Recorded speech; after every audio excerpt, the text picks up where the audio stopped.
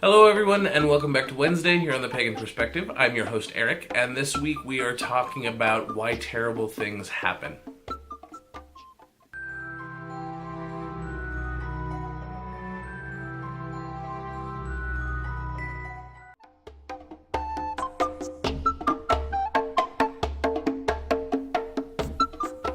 This week our topic comes to us from 76 Thor's Pain and Suffering in Belief. We're supposed to express our opinions, but I'm going to go ahead and read this.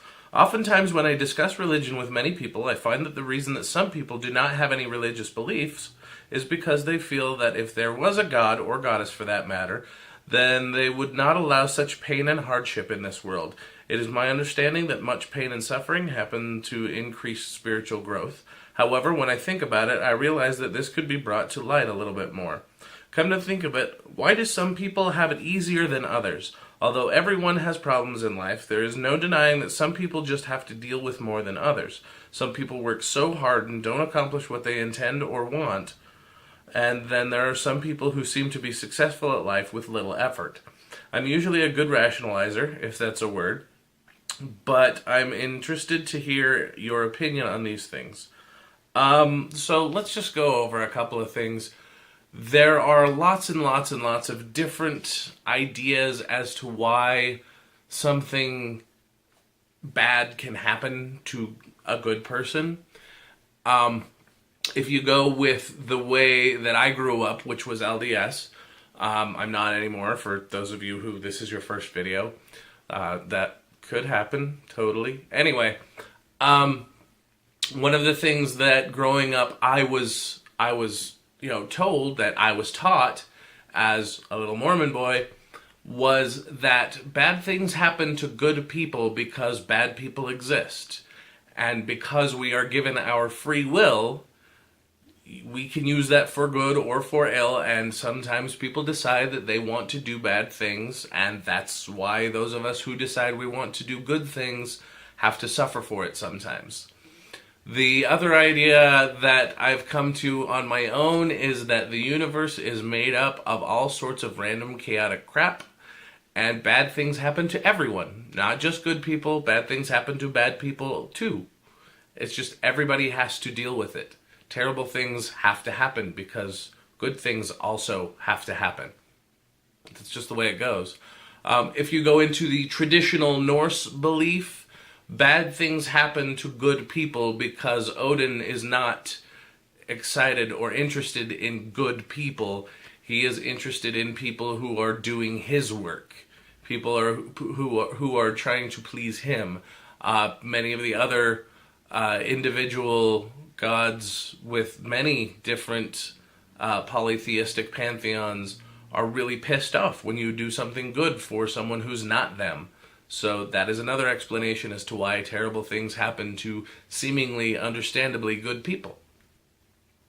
When it comes to the idea that pain and suffering increase spiritual growth, I tend to disagree myself.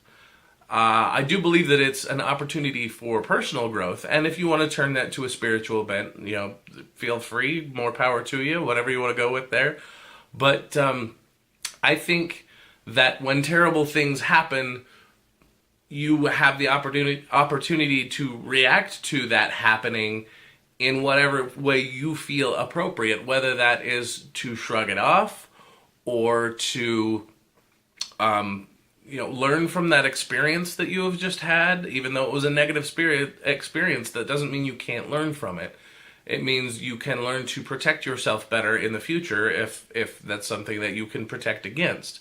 When it comes to the idea of some people having an easier time than others, that is, in my opinion, extremely explainable in the idea that some people have more resources than others. And sometimes that's just a matter of chance, and sometimes that's a matter of pooling and using your resources as well as can be expected, or as well as you can.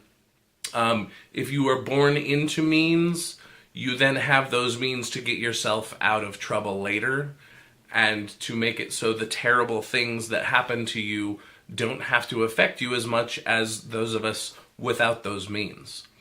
So sometimes when it comes to that, even if we're talking material wealth or spiritual wealth or whatever, examples of that would be if I get hit with a $2,000 bill, it's kind of going to screw me, but I'm not going to have to declare bankruptcy for that. I'm one of those people who has taken the time and used my resources to give myself that kind of cushion. Most people that I am aware of who are in the middle class or lower, if they got hit with a $2,000 bill, they would be screwed. They would have to declare bankruptcy, and they would have to deal with that.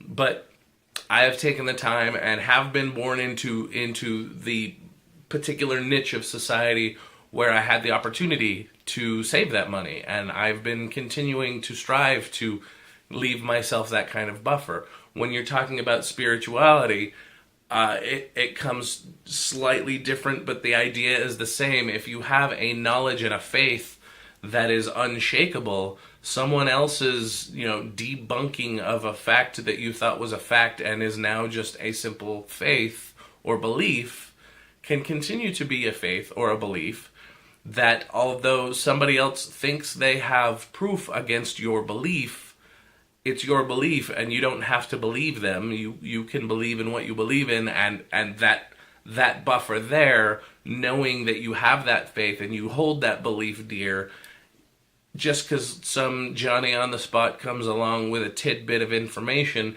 does not mean you're going to be spiritually bankrupt. So I think that covers all of the questions. If you have any questions for me specifically, feel free to leave those in the comments section below. Again, with comments or concerns, again, in the comments section below. But that is it for me this week. Thanks for watching, everybody, and of course, until next time, Odin be with you.